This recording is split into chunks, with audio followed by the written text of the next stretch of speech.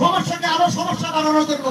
কারণ উনি চেয়েছে রূপগঞ্জবাসী যাতে রূপগঞ্জ ছেড়ে চলে যায়, এইটা উনি সর্বোচ্চ চেষ্টা করেছিল। আমাদের এর আগে এমপি জেলে যাকে আমরা খুনির গালি হিসাবে চিনি, আজকে যদি রূপগঞ্জের কোনো বাসিন্দা হতো এমপি, রূপগঞ্জের কোনো ভালো মানুষ হতো এমপি, তাহলে রূপগঞ্জের এত সমস্যা থাকতো না।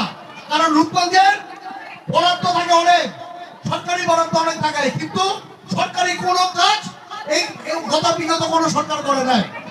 আপনাদের মাঝখানে আমি কথা দিয়ে যাই, যদি আমার সরকার আর আমি যদি কিছু হতে পারি, তাহলে আপনাদের সুখে দুঃখে থেকে আপনাদের যতটুকু সমস্যা আছে আমি চেষ্টা করবো আপনাদের সমস্যাকে সমাধান করতে।